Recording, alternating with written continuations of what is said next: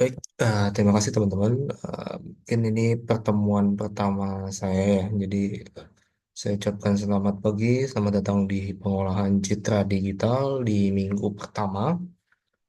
Mungkin sedikit perkenalan dari saya terkait dengan kenapa ada dosen baru sih di mata kuliah pengolahan citra digital ini. Nah, mungkin teman-teman bisa kenal dengan saya lebih lanjut. Oke, perkenalkan nama saya Abdul Azam Ajari atau bisa teman-teman panggil Azam. Saya merupakan salah satu dosen praktisi, bisa dibilang ya, karena saya juga bekerja juga di Badan Siber dan Sandi Negara, kemudian juga dosen juga di Universitas Siber Asia. Mungkin teman-teman masih belum sering menggunakan Zoom atau hybrid pembelajarannya. Jadi di sini eh, dalam satu semester itu kira-kira ada 4 yang akan dilakukan online ya. Jadi secara hybrid, biar teman-teman bisa lebih mengenal gimana sih cara bekerja atau berkuliah secara online. Karena di Universitas Siber Asia yang saat ini saya eh, ajar itu sifatnya full online. Jadi di sini saya mau menerapkan itu di samping juga Pak Kaprodi juga memberikan keluasan untuk membagikan 4 pertemuannya secara online. Gitu teman-teman. Nah, tadi sudah teman-teman sudah tahu saya siapa. Jadi saya Azam. Teman-teman bisa lihat saya satunya di Universitas Budi Luhur pada tahun 2014.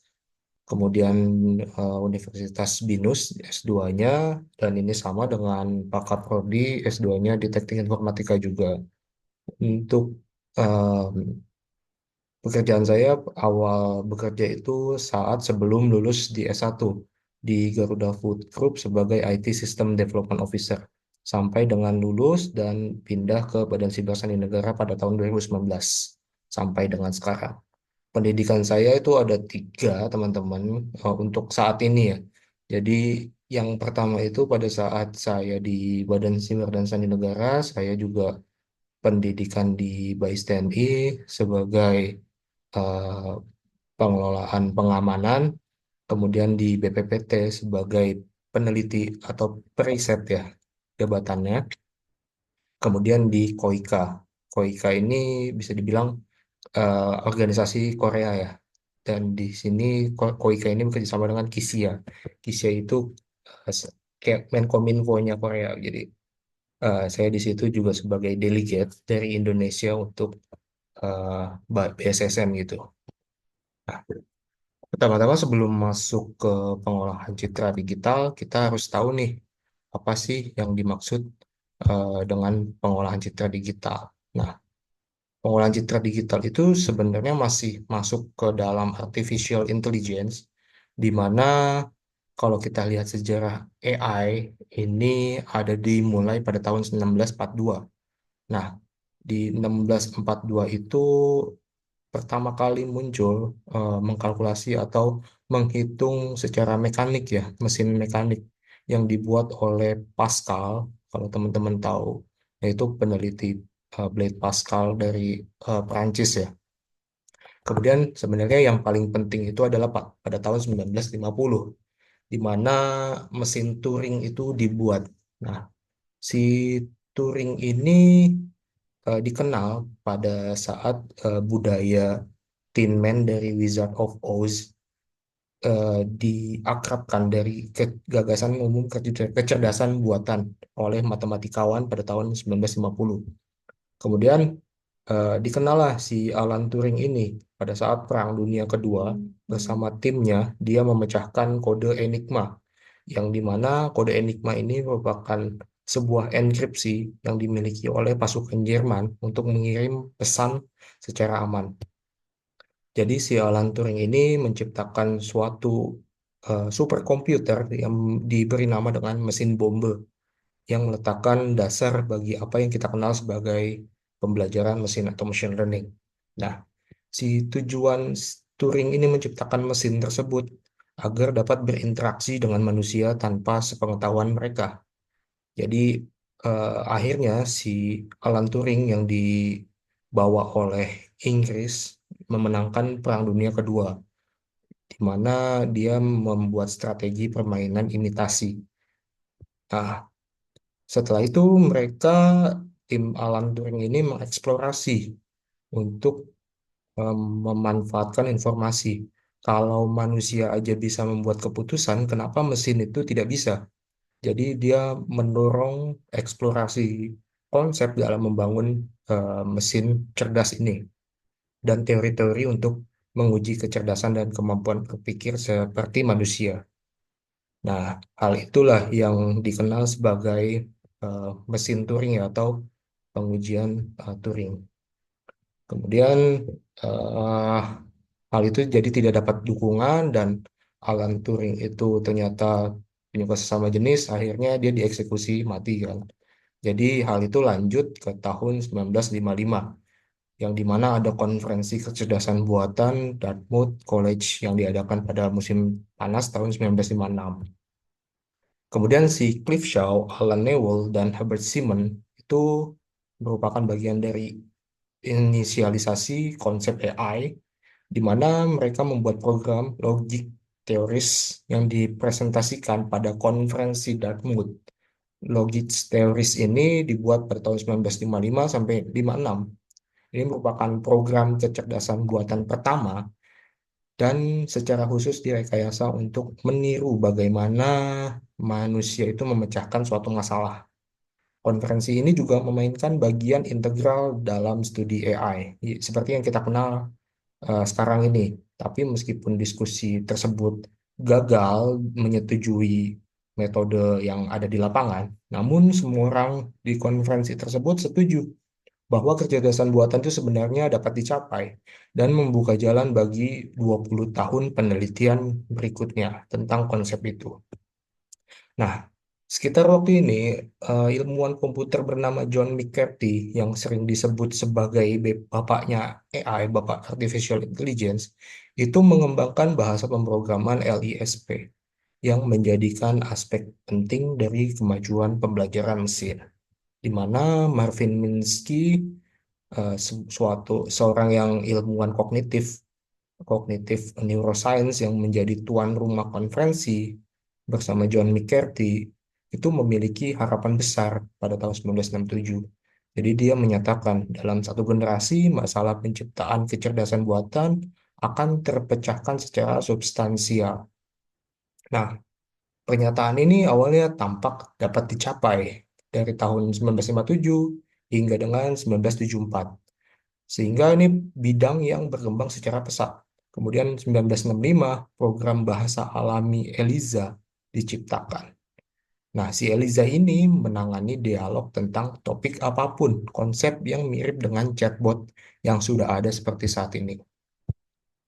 Jadi meskipun AI itu mengalami pertumbuhan pada tahun 1974 dan 1980, namun kemajuan penelitian tersebut terhenti. Jadi masa tersebut itu dikenal sebagai musim dingin AI atau AI winter, sehingga mengakibatkan penurunan dramatis dalam pendanaan pemerintah dan minat di bidang tersebut. Nah, di dalam musim dingin AI ini pertama karena alasan yang sangat sederhana, di mana komputer itu belum cukup kuat dan resource yang kita butuhkan itu sangat besar dan mahal. Nah, kemudian si Hans Moravec, seorang mahasiswa doktoral di John McCarthy MIT, ini menyatakan kalau komputer itu masih jutaan kali terlalu lemah untuk menunjukkan kecerdasan. Ini pada tahun 1980. Kemudian AI mengalami kebangkitan karena kembali si Inggris ini mendanai bidang tersebut lagi untuk bersaing dengan kemajuan Jepang dalam bidang AI. Nah, bisa dibilang si Jepang ini juga dapat mengimbangi negara-negara Eropa. Jadi, proyek komputer generasi kelima yang dibuat oleh Inggris ini memiliki kemajuan besar. Nah, kemudian di 1987 hingga 1993, musim dingin AI kedua itu terjadi karena kurangnya pendanaan dan jatuhnya pasar model awal. Akhirnya di 90-an berubah yang menghubungkan manusia dan komputer selamanya. Nah, mungkin saat ini kita sudah beranjak di tahun 2001 sampai dengan 2018. AI ini sudah diterapkan oleh universitas-universitas di seluruh Indonesia dan menjadi mata kuliah umum secara general ya. Namun kalau mau lebih spesifik, teman-teman bisa lanjut kuliah lagi atau mengikuti materi kuliah di luar kampus itu yang akan didapatkan oleh teman-teman lebih spesifik, di mana AI itu diterapkan secara spesifik dan dalam kehidupan sehari-hari ya. Oke. Kemudian kita lanjut di bagian proses sederhana dalam pengolahan citra digital. Nah, kalau kita tahu pengolahan citra digital kan berarti bagaimana kita mengolah suatu gambar agar bisa dapat dikenal oleh komputer ini. Jadi gambar tersebut diambil oleh suatu kamera ataupun kita membuat gambar tersebut. Namun, teman-teman perlu memperhatikan eh, di ketika kita mengambil gambar, kita harus memiliki pencahayaan yang tepat. Maka di sini dapat digambarkan sebagai matahari itu suatu pencahayaan. Kalau tidak ada matahari, maka gambar itu tidak akan muncul, tidak akan tercipta. Kemudian dalam pengolahan citra digital, gambar tersebut itu sebenarnya berisi suatu kode biner, satu dan nol, di mana kode biner itu dibentuk menjadi suatu matrix array 3 kali 3 yang eh, terbentuk menjadi yang kita kenal sebagai RGB, red, green, blue. Nah, itu nanti kita kenal lebih dalam apa sih itu red, green, blue. Kemudian nanti komputer akan mengetahui apa sih gambar apa sih ya dari kode-kode tersebut yang akan ditampilkan oleh komputer ataupun smartphone kita. Pertama, saya mau tanya dulu teman-teman di sini ada nggak sih yang tahu apa itu pengolahan citra digital? Mungkin ada yang mau ngebantu nih, silakan. Biar kita sama-sama belajar. Atau saya sebut nih satu nih. Oke, coba Mas Okta tahu nggak apa itu pengolahan citra digital?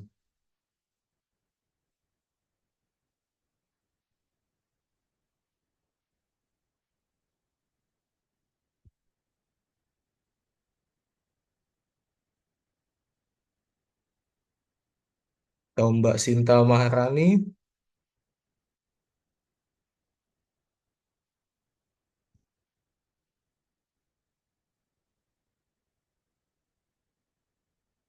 Silakan kalau ada yang tahu apa itu pengolahan citra digital dari yang tadi sudah dijelaskan.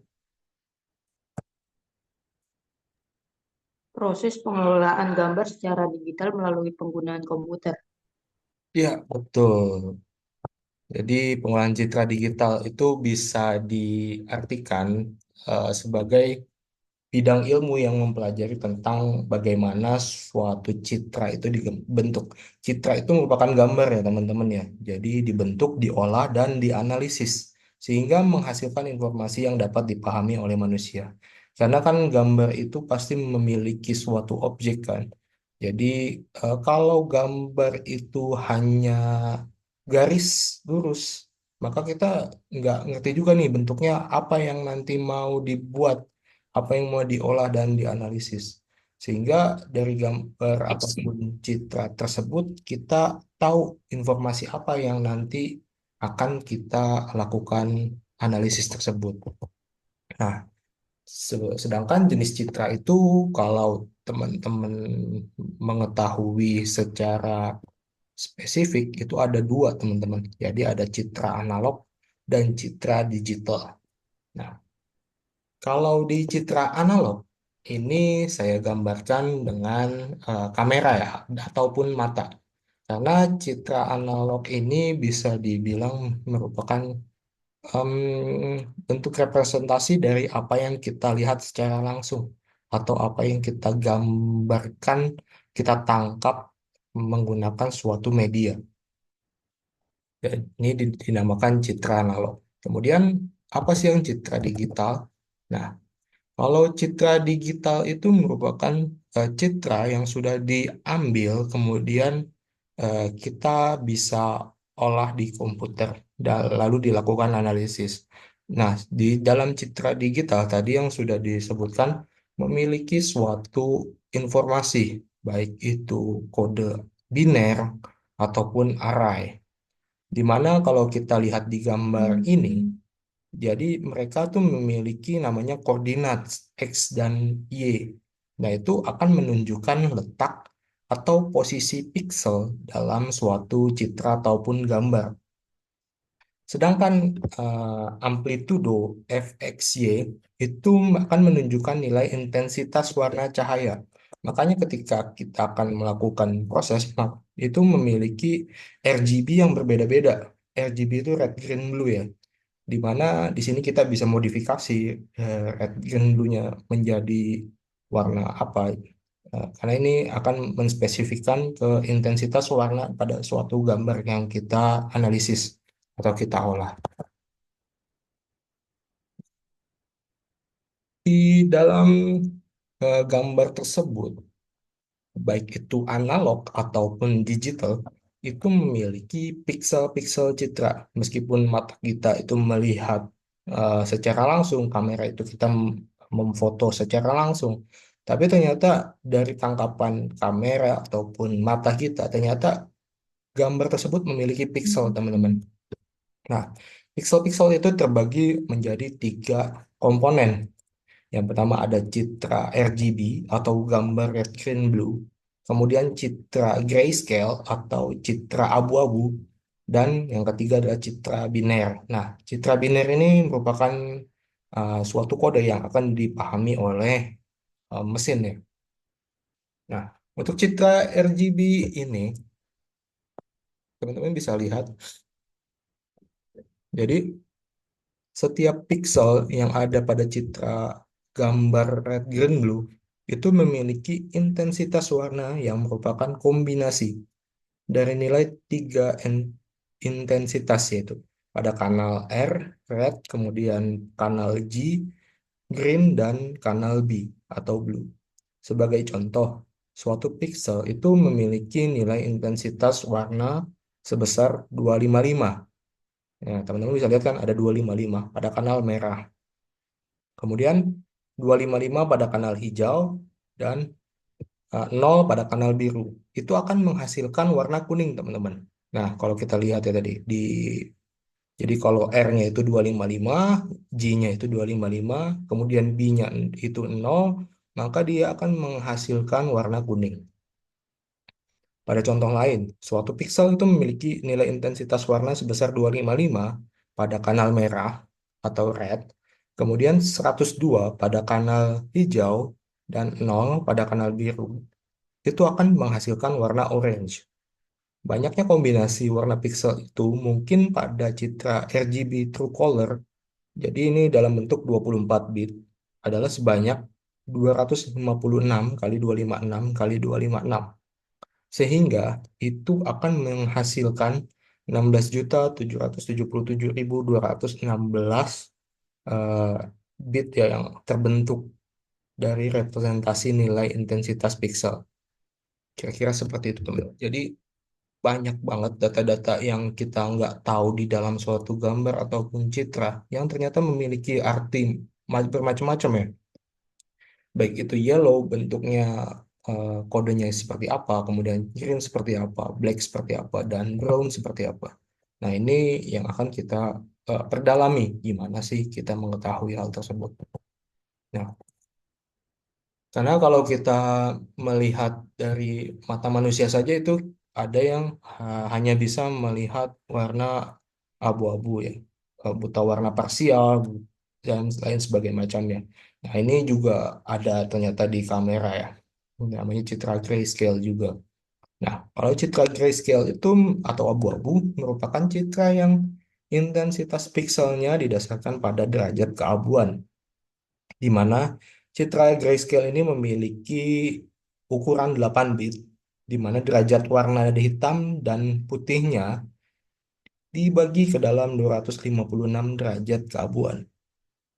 Jadi warna hitam sempurna itu akan direpresentasikan dengan nilai 0 dan putih yang sempurna itu dengan nilai 255. Sehingga citra RGB itu dapat dikonversi menjadi citra grayscale yang akan menghasilkan hanya satu kanal warna. Kemudian persamaan umumnya ini digunakan untuk mengkonversi citra red, green, blue atau RGB true color.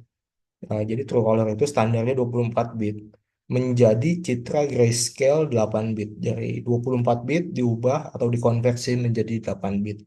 Maka akan menghasilkan citra grayscale ini.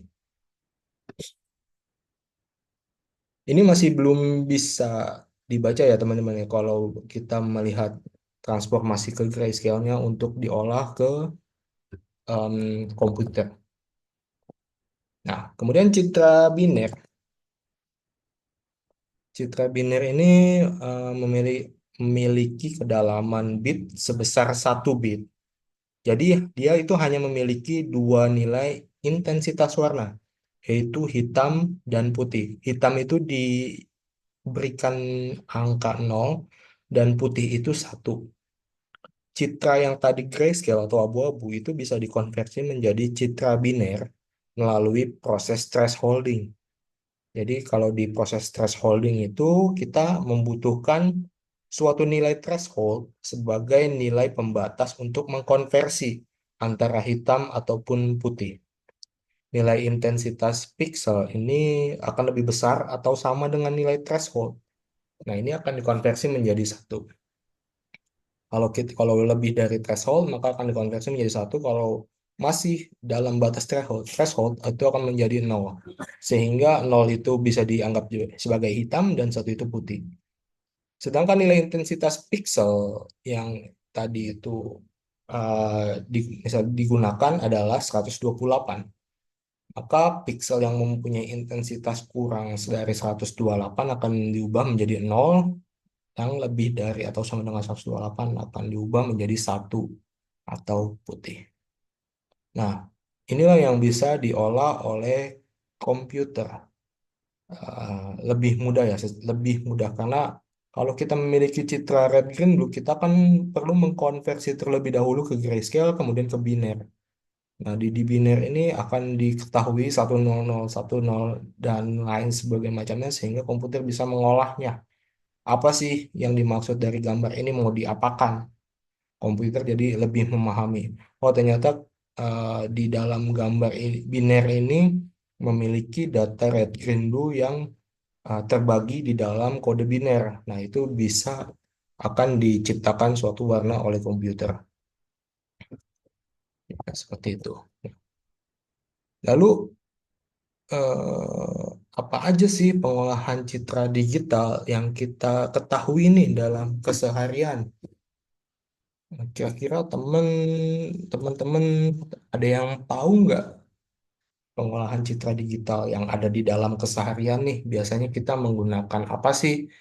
Atau di jalan nih teman-teman eh, mengakses suatu pengolahan citra digital itu untuk apa dilakukannya? Ada yang bisa ngasih masukan atau ngasih inputan nih? Boleh. Terus saya panggil lagi. Ini ada yang baru masuk mungkin ya. Mas Rasyan Akbar mungkin.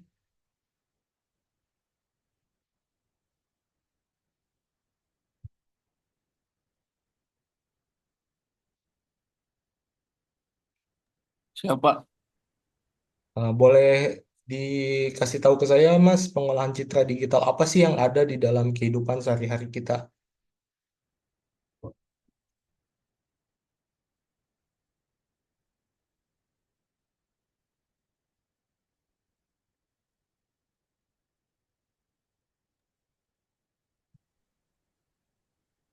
Izin menjelaskan, Pak. Ya, boleh, Mas Farhan. Gimana, Mas? Iya. Untuk pengolahan citra digital dalam kehidupan sehari-hari saya sih lebih tepatnya karena kan saya bekerja di bidang konten ya, Pak, ya, atau Hmm. fotografi dan videografi. Itu lebih tepatnya kita membutuhkan perangkat lunak atau software itu berbasis Adobe dan itu berfungsi untuk pengeditan foto dan video menggunakan teknik pengolahan citra digital gitu, Pak. Oke. Jadi dengan kita menambahkan kualitas atau efek-efek untuk kita bisa memperjelas di gambar atau video tersebut. Apa itu termasuk bukan citra digital, Pak? Oke, bagus. Pengolahan citra digital berarti dalam hal Muhammad Farhan jelaskan itu adalah suatu softwarenya ya. Suatu software yang digunakan pada komputer untuk mengolah Iya, Pak. data gambar yang tadi sudah ditangkap. Itu bisa sih.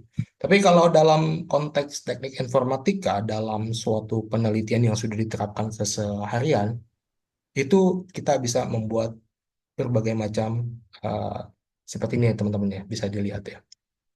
Jadi dari pengolahan citra digital kita bisa mendeteksi kecelakaan, kemudian dari kecelakaan tersebut kita bisa memanggil ambulans, memanggil kepolisian, memanggil pemadam kebakaran, dan ini bisa saling terintegrasi jika pemerintah kita itu benar-benar komitmen terhadap sistem deteksi yang sudah diterapkan CCTV yang ada di jalan raya. Kemudian di deteksi keselamatan nih, mungkin yang kemarin lagi heboh ya, ada pocong nih di belakang. Ternyata pengendara tersebut berbohong nih, padahal dia tidak menggunakan helm dan di belakangnya itu ternyata hanya bayangan hitam saja gitu teman-teman. Nah, deteksi keselamatan ini bisa sudah digunakan sebenarnya untuk e-tilang. Namun, apa lebih baik lagi jika digunakan untuk hal-hal yang lebih baik lagi mungkin ya. Kayak misalkan deteksi keselamatan itu membatasi kecepatan ketika di musim kita kan ada musim hujan, musim kemarau ya. Nah, ketika musim hujan, kita membatasi kecepatan kendaraan dengan mendeteksi di CCTV. Misalkan CCTV itu mendeteksi kecepatan kendaraan ini 80, kemudian dalam kondisi hujan. Nah, si kamera ini akan mengirimkan ke server dan server akan melakukan warning kepada kendaraan tersebut untuk mengurangi kecepatan karena itu dapat membahayakan. Kemudian deteksi titik api. Nah, karena kita memiliki pulau yang sangat banyak Indonesia itu dan gunung-gunung yang sangat banyak juga, maka kita bisa menggunakan deteksi titik api nih. Mungkin ini bukan pakai CCTV, tapi kita bisa menggunakan satelit ataupun em, apa ya bisa dibilang ya, kamera pada pesawat-pesawat yang melintas. Nah, itu kita bisa kalau kita integrasikan dengan suatu server nasional. Jadi kita bisa mengetahui, oh titik apinya di sini, di sini, di sini. Sehingga kita bisa memprediksi titik api ini akan bergerak kemana dan kita harus membutuhkan air berapa banyak. Jadi dalam penelitian di teknik informatika mungkin teman-teman ke depannya akan membuat suatu proyek tugas akhir. Teman-teman bisa mengetahui, oh saya mau membuat ini dengan menggunakan kamera atau CCTV. Nah itu bisa teman-teman buat. Kemudian yang terakhir ini ada deteksi counter terrorism. Deteksi kontraterorisme ini belum efektif di Indonesia karena kita bisa lihat beberapa kali kita kecolongan ya. Mungkin eh, ke CCTV kita belum mampu mengenali apakah itu senjata atau mainan ya. Nah, di sini teman-teman bisa melakukan enhancement terkait dengan deteksi and counterterrorism nih. Entah mungkin ada pelaku yang menggunakan pisau, badik, kemudian golok, dan lain sebagainya macam, yaitu ditambahkan datasetnya di dalam suatu server ya.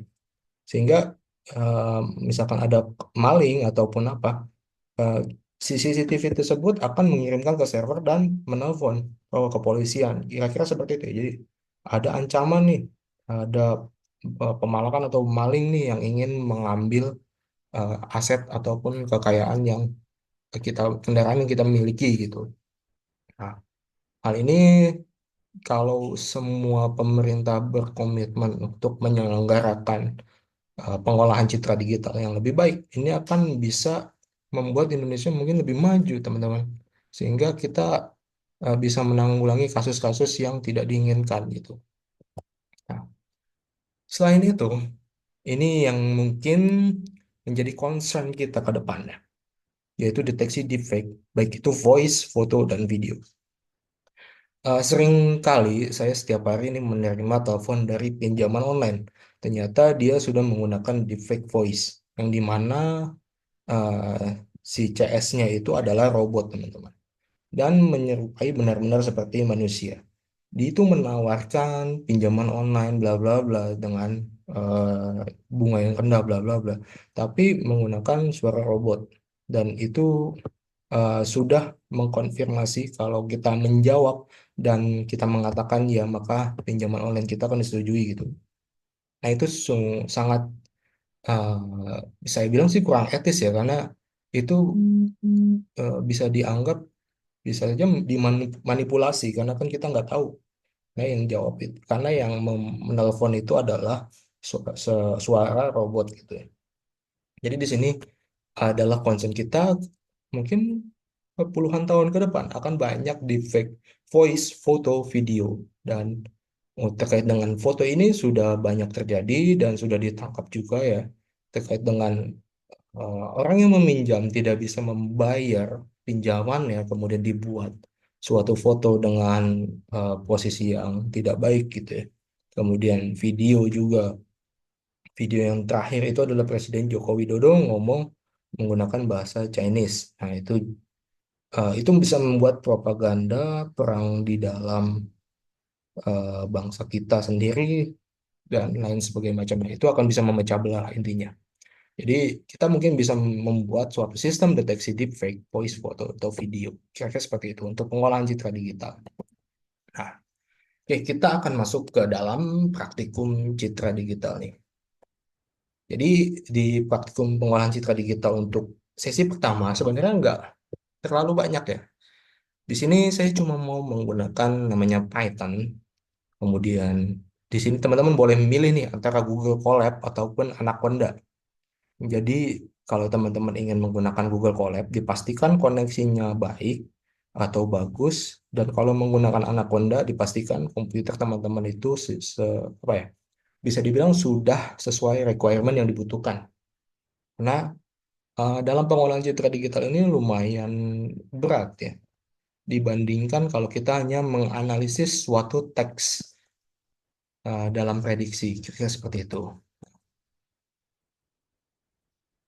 Dan sini teman-teman ada yang ingin ditanyakan nggak terkait dengan materi kita sebelum saya masuk ke praktikum? Silakan kalau ada yang mau nanya.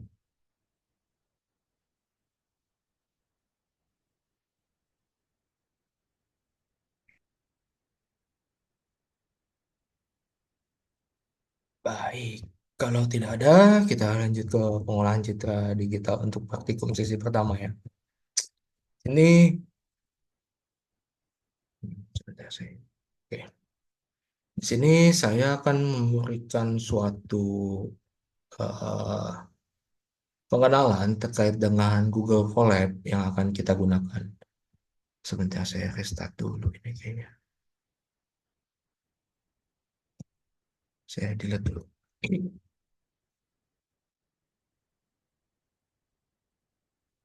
Oke, di sini saya akan delete, nanti saya akan mengupload suatu gambar.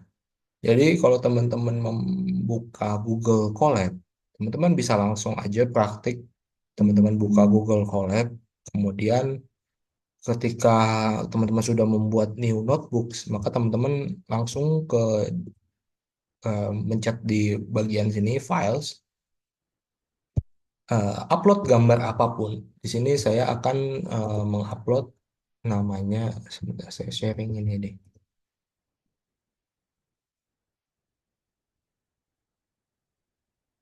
Jadi di sini saya memiliki eh, gambar ya. Sini banyak gambar nih. Saya mengambil kucing, karena saya sebagai contoh kucing tadi. Kucing saya upload di sini teman-teman. Tada, tada. Ensure that as well. Jadi setiap kita disconnect ke Google Colab ataupun kita mengclose tab-nya, itu file tersebut akan terhapus teman-teman di sini. karena ini sebagai ibaratnya tuh development nih. Nah, jadi kita mau mengenal dulu nih, apa sih yang ingin kita proses gambarnya. Kan tadi sudah saya tangkap nih gambar kucing, kemudian udah saya download. Saya mau ngasih tahu komputer untuk membuka kalau gambar kucing ini beneran kucing, bukan anjing gitu. Nah, kita bisa jalankan. Jadi di sini kita menggunakan NumPy dan Computer Vision CV2 ya, dan Google Colab. Nah, ternyata bener kan tampilan kucing yang tadi saya upload itu akan menampilkan gambar kucing. Tapi saya nggak tahu nih apa sih data-data yang terkandung di dalam kucing tersebut. Oke, yang tadi diketahui ya, dalam RGB-nya, kemudian dalam grayscale-nya, dalam kode binernya itu seperti apa kita nggak tahu. Nah, caranya teman-teman kalau di Google Colab ataupun Python itu memiliki fungsi masing-masing ya. Jadi ada type image itu akan memberitahu dia akan menggunakan kelas apa. Ternyata kita bisa langsung jalankan aja nih. Nah, ketika kita memanggil type image, dia akan mendeskripsikan kalau di dalam suatu gambar ini berisi nilai array, teman-teman nih. Kemudian di image shape, ini saya menjelaskan sini.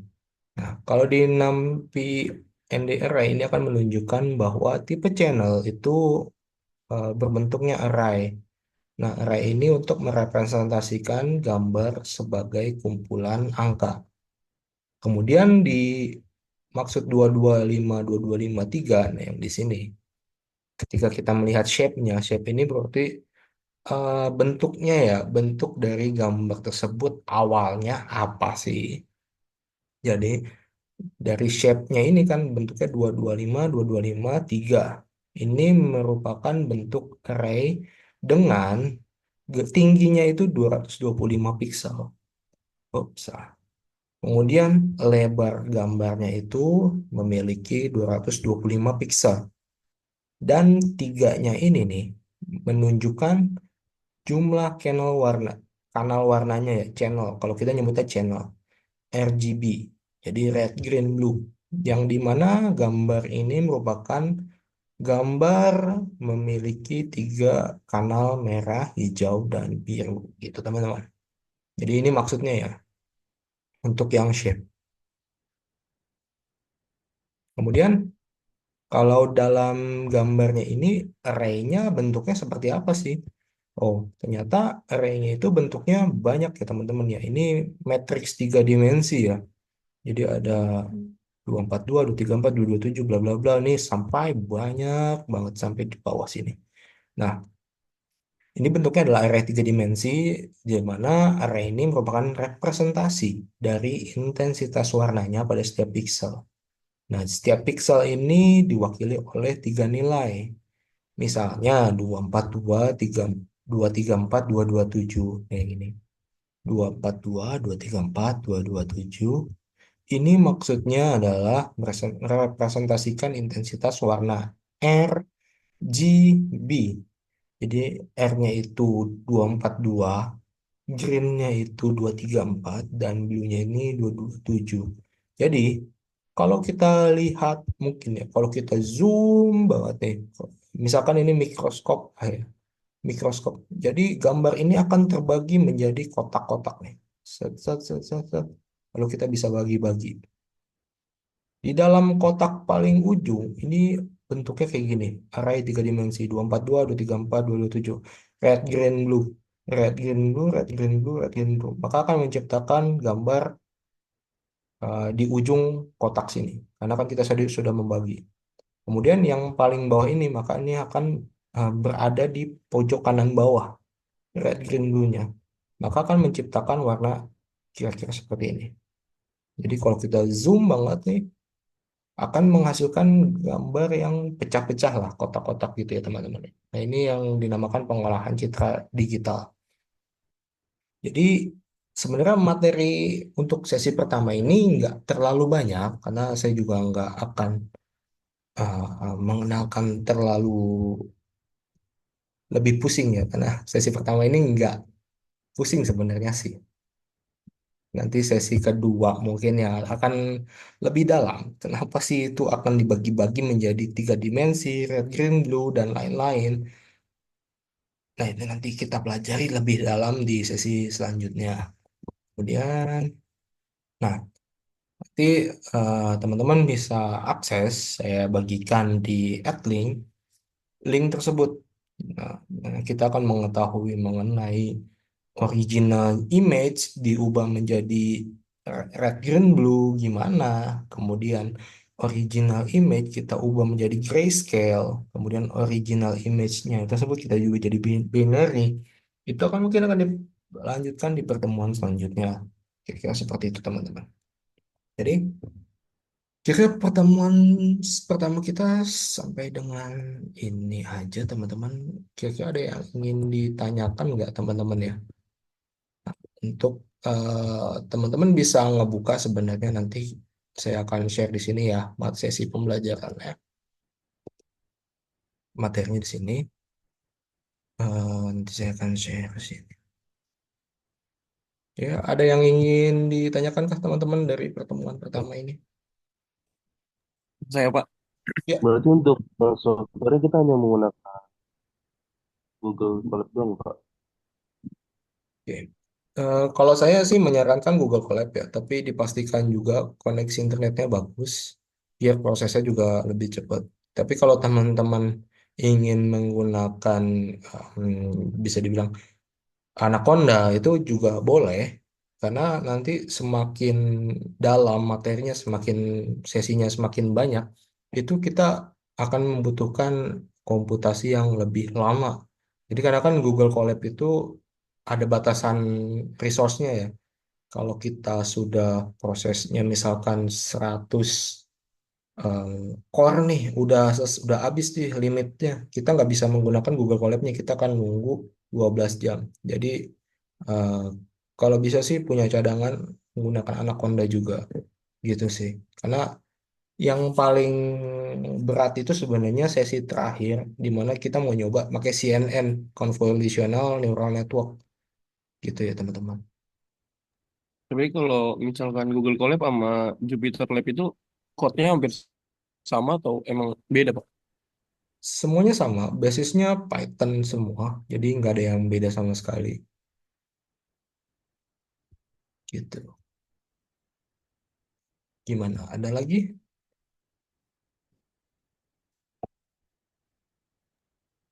Cukup, Pak. Oke. Kalau cukup sebenarnya materi, materi kuliah saya tuh saya nggak pernah lama-lama.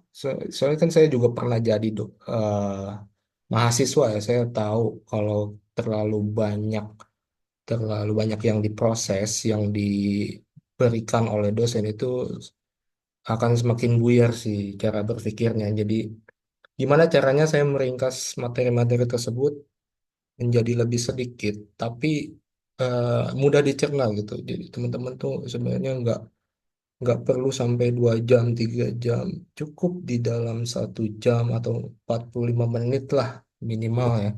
Itu teman-teman sudah mengetahui konsep dasarnya sih seperti apa gitu sih. Kalau saya dalam pembelajarannya. Jadi mungkin kalaupun nanti ketemu kita secara onsite di minggu depan nih, saya juga nggak akan full time sih. Jadi ya saya harapkan nanti teman-teman datang tepat waktu. Karena kalau enggak ya teman-teman bakal ketinggalan juga. Apa sih maksudnya gitu. Apakah sudah cukup jelas teman-teman? Cukup, Pak. Oke. Ini adlinknya udah pada punya kan ya? Udah, Pak. Udah punya. Oke. Nanti materi saya share di situ ya untuk yang pertama. Oke, Pak. Siap, Pak. Terima kasih. Oke. Kalau tidak ada lagi pertanyaan dan lain sebagainya, saya akhiri teman-teman.